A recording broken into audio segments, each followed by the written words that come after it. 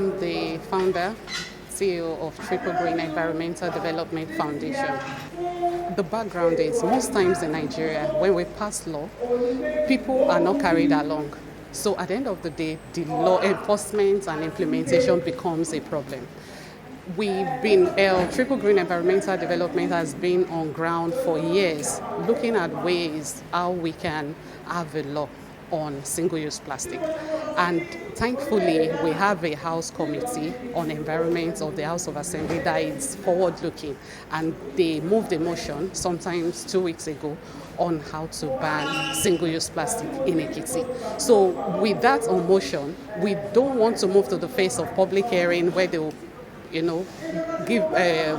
pass a law where people are not properly, the relevant stakeholders are not properly carried along. And that is what led to this pre-legislative workshop. So the purpose of the workshop is to bring all relevant stakeholders together. Let's hear from them. When we talk about single-use plastic, it is some people's livelihood as well. So if we are moving away from single-use plastic, what are the alternatives for them? What are the innovative approaches that can come out of the ban? And how do we enforce it?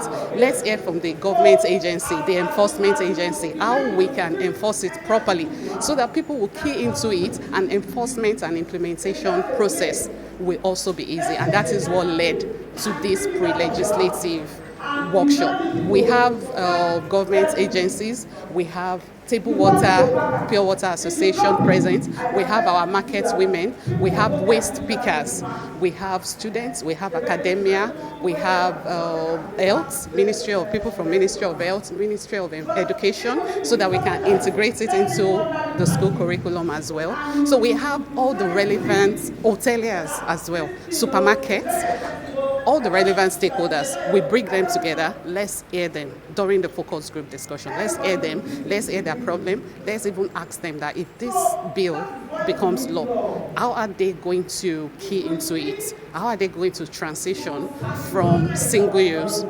to maybe paper bags carrier for people like supermarkets? So that is why we are having this. And at the end of the day, when the bill becomes law, they're already aware, they are prepared, and it won't be like a dead letter law somewhere. And Ekiti will be remembered that we have one single-use plastic law somewhere that is not working. That is the purpose of this workshop. There are some specific people too in part of the stakeholder that is their livelihood. So how do we bring that together?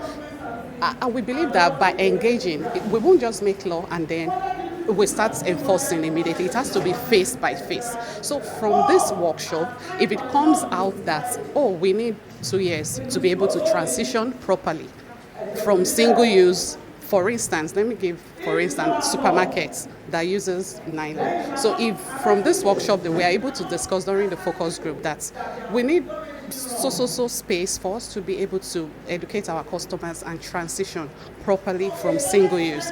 That's we are taking to the House of Assembly that, yes, it's fantastic, we want to pass this law, but we need to give people voices. We need to make it in a way that we have to do it stage by stage to make people, not to push people back into poverty by having the law. So, and also the interesting thing about such is also that we have the youth present.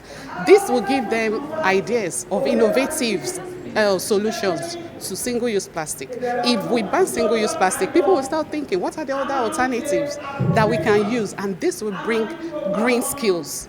This will also help the economy, will make the youth, will create more jobs for the youth, and bringing more innovative approaches to the problem.